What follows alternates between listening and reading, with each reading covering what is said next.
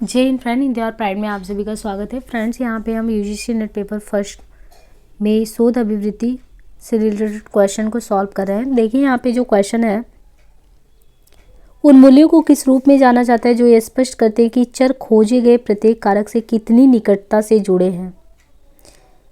Factor loading, एथ का संशोधन, 100 देश प्रतिचयन, क्रिस्कल वालिस परीक्षण। तो इनमें से देखिए उन मूल्यों को कारक निदान के रूप में जाना जाता है जो ये स्पष्ट करते हैं कि चर खोजे गए प्रत्येक कारक से कितनी निकटता से जुड़े हैं। कारक निदान मूल रूप से चर और कारक के लिए सहसंबंध गुणांक है। कारक निदान उस विशेष कारक पर चर द्वारा बताया गया विचरण दिखाता है।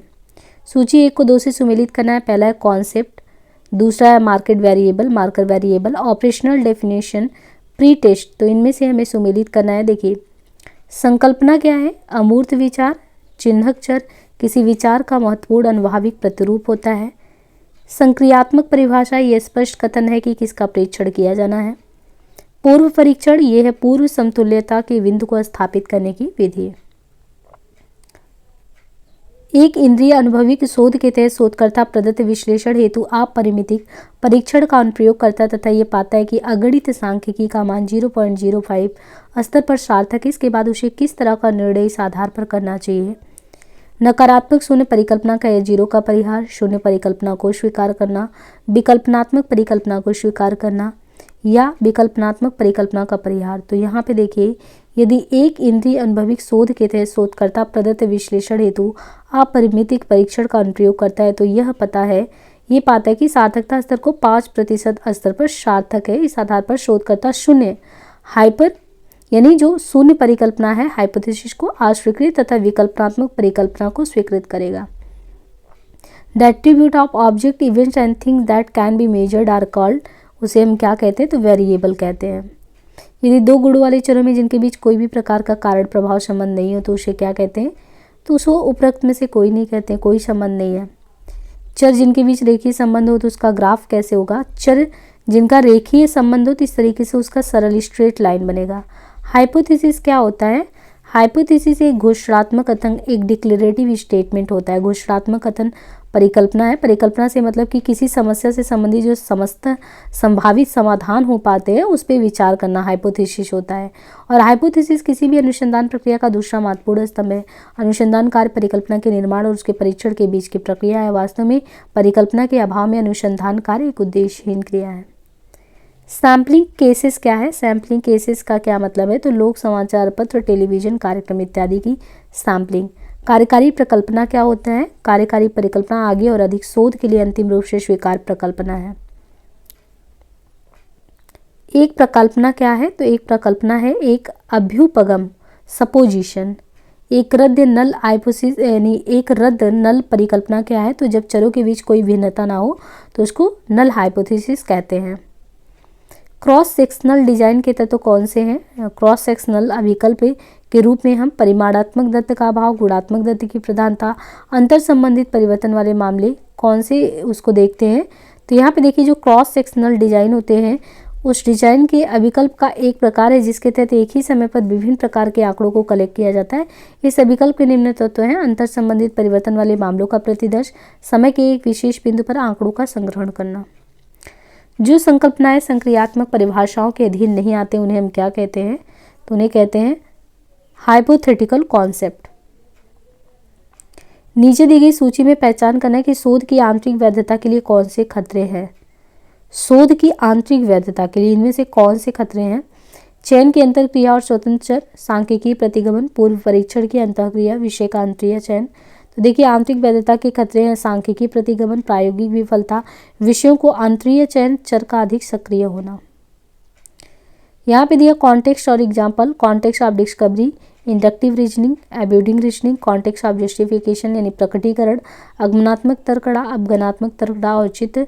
तो इनमें देखिए जो प्रकटीकरण है, प्रकटीकरण उत्पादन का प्रकल्पनतः सही से, आगमनात्मक तर्कड़ा विशिष्ट से सामान्य, अपगनात्मक कुछ प्रेक्षणों पर आधारित अनुमान और औचित्य प्रकल्पना का परीक्षण अथवा जांच। नीचे दो कथन दिए हैं। पहला, प्रकटीकरण संदर्भ में अतार्किक अंतःप्रज्ञाजन्य प्रक्रियाएं शामिल हैं जबकि औचित्य संदर्भ तर्कशास्त्रीय प्रक्रियाओं पर आधारित होता है। दूसरा, प्रकल्पना निर्माण की प्रक्रिया में कठोर तर्कशास्त्री तर्क का अनुपालन नहीं होता है। यहाँ पे देखिए जो स्टेटमेंट है पहला, प्रकटीकरण संदर्भ में अतार्किक अंतः प्रज्ञाजन प्रक्रियाएं शामिल, जबकि औचित्य संदर्भ तर्कशास्त्री प्रक्रियाओं पर आधारित होता है।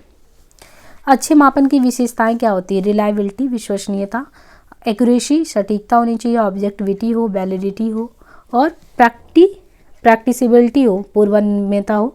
तो देखिए अच्छे मापन की विशेषता विश्वसनीयता, वैधता और पूर्वान्वयता है। उपकरण की विश्वसनीयता से मतलब किसी उपकरण के परीक्षण का मान बार बार वही प्राप्त हो जो पहली बार प्राप्त हुआ था। कथन है कि सांख्यिकी परीक्षण की सुक्ति शून्य प्रकल्पना के गलत रहने पर इसे अस्वीकार करने की इसकी क्षमता है। दूसरा, किसी प्रतिदर्श के मानक विचलन का मान इसकी समंगता विषमंगता को दर्शाता है। तो दोनों में से देखें कौन सा सही होगा। तो सांख्यिकी परीक्षण से तात्पर्य आंकड़ों का सांख्यिकी विश्लेषण करने से, जिसके तहत प्रचालित अप्रचालित विधियों का प्रयोग किया जाता है, जिसमें शक्ति शून्य परिकल्पना बनाई जाती है। सांख्यिकी परीक्षण की शक्ति शून्य प्रकल्पना के गलत रहने पर इसे अस्वीकार करने की इसकी क्षमता कथन पूर्ण रूपेण सत्य है। फाइल ड्रॉअर प्रॉब्लम निम्नलिखित में से किससे जुड़ा हुआ है? फाइल ड्रॉअर प्रॉब्लम तो ये जुड़ा है अधिविश्लेषण से, मेटा एनालिसिस से। देखिए यहाँ पे आर्बिट्री अप्रोच यादृच्छिक दृष्टिकोण, कंसेंसस अप्रोच सर्वसम्मत दृष्टिकोण, आइटम एनालिसिस अप्रोच मध्य विश्लेषण और कम्युलेटिव संचयी पैमाना। तो इन्हें हमें सही से सुमेलित करना है। कौन किससे सुमेलित है? तो यादृच्छिक दृष्टिकोण जो है तदर्थ आधार पर पैमाने को विकसित किया जाता है। सर्वसम्मत दृष्टिकोण में लिखित में शामिल करने के लिए चुनी गई मदों का मूल्यांकन, मध्य विश्लेषण दृष्टिकोण में अलग अलग मदों की संख्या को एक पाठ में विकसित किया जाना और संचयी पैमाना आरोही और अवरोही विभेदकारी शक्ति सहित कुछ मदों का श्रेणीकरण करना। फैक्टर विश्लेषण की केंद्रक पद्धति के लिए कदमों को सही क्रम की पहचान करें। दूसरा, सहसंबंध मैट्रिक्स के प्रत्येक कॉलम में गुणांकों का योगफल निकालें। सहसंबंध के मैट्रिक्स की गणना करें, कॉलम का योगफल प्राप्त करें। तो फैक्टर विश्लेषण की केंद्रक पद्धति के लिए जो चरण है उसमें सहसंबंध के मैट्रिक्स की गणना करना, सहसंबंध मैट्रिक्स के प्रत्येक कॉलम में गुणांकों का योगफल और कॉलम का योगफल टी प्राप्त करें और प्रत्येक कॉलम के योगफल को टी के वर्गमूल से विभाजित करें। जब हम किसी परीक्षण एक्सपेरिमेंट का निर्माण इस प्रकार करते हैं कि बाह्य कारकों द्वारा उत्पन्न विभिन्न दाताओं वेरिएशंस का संयोग को समान अवधारणा के तहत संयोजित किया जाता है, तो यह किस सिद्धांत का निरूपण करता है? Principle of randomization, principle of replication, principle of local control, principle of operation control.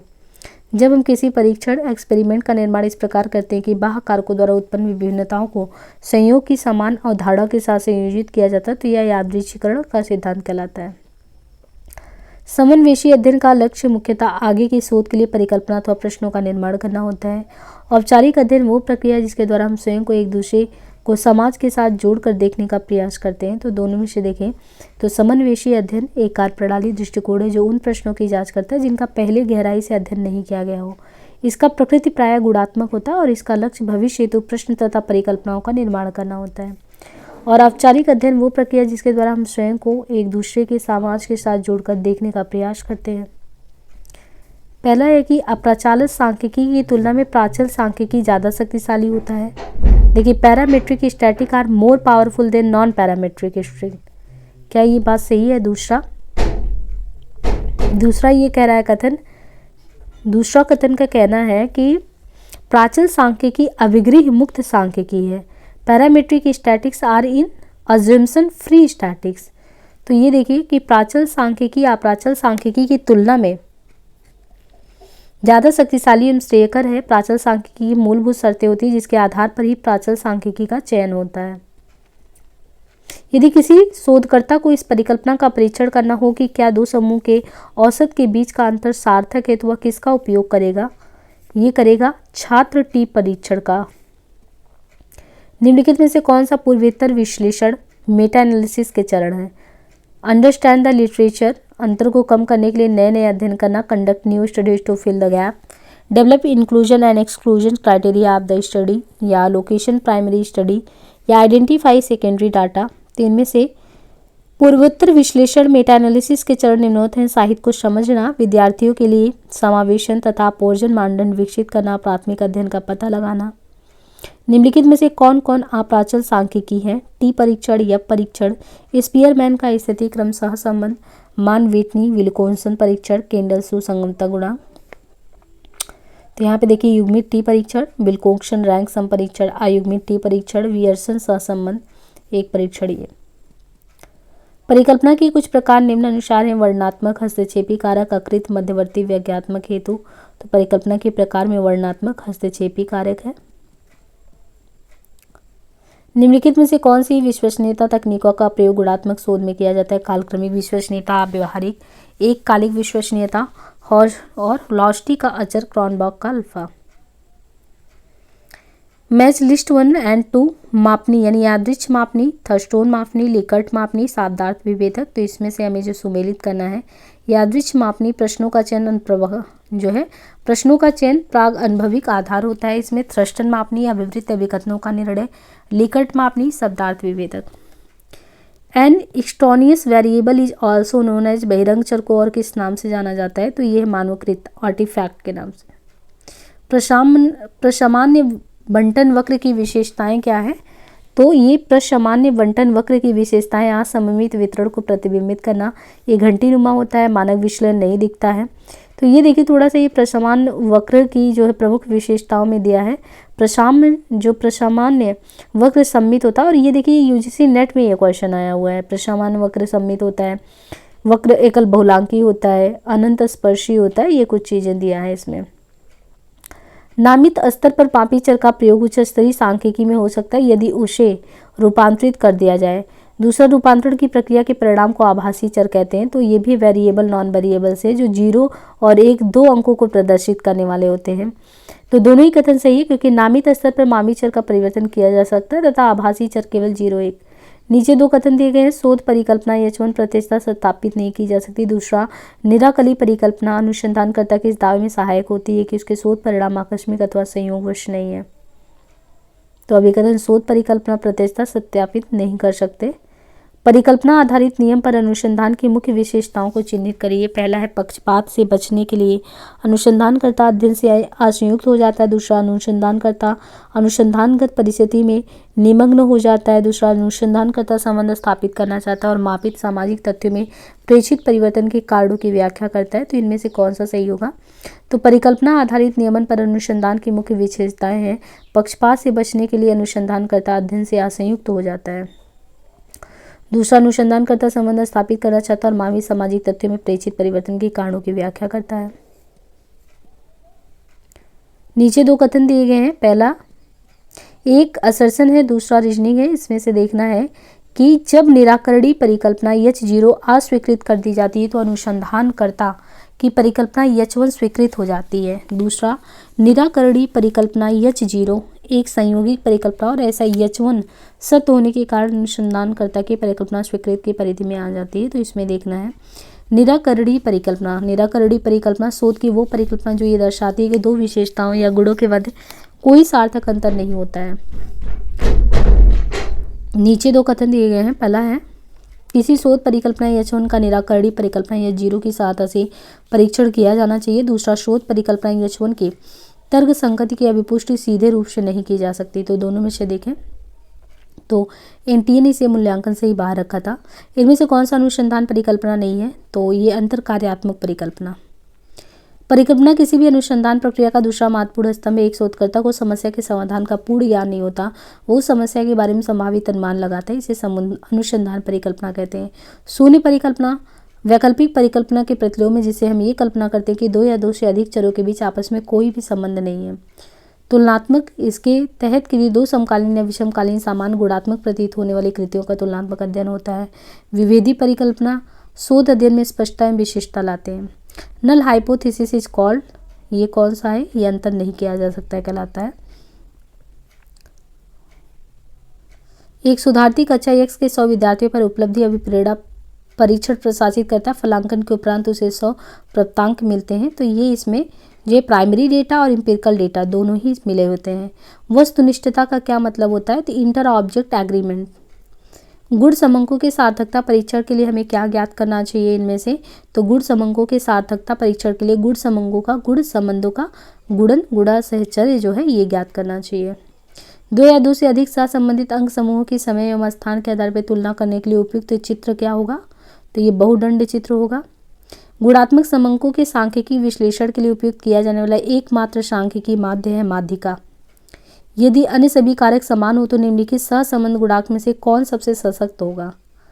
तो यहाँ पे ये निकाल के दिखाया है, सहसंबंध गुणांक में -1 +1 के बीच होता है। जब ये दिखाया तो -0.88। शोध डिजाइन क्या निरूपित करता है, तो ये आलाप दीज एक्सप्लोरेशन यानी खोज, डायग्नोसिस, एक्सपेरिमेंट। समस्त उद्धृत अध्ययनों की न्यायोचित वैज्ञानिक सूची को क्या कहते हैं, तो ये कहते हैं संदर्भ सूची। कौन सी वैज्ञानिक पद्धति अक्सर नई परिकल्पना और सिद्धांत उत्पन्न करने पर ध्यान केंद्रित करती है, तो ये इंडक्टिव प्रेरिक। वस्तुओं घटनाओं का चीज़ों के गुण जो कि मापे जा सकते हैं उन्हें क्या कहते हैं, तो वेरिएबल कहते हैं, चर कहते हैं। अब यहाँ से शुरू होता है संप्रेषण यानी कम्युनिकेशन। तो हम जो है कम्युनिकेशन को नेक्स्ट जो है पार्ट में करेंगे। आज के लिए इतना ही, धन्यवाद।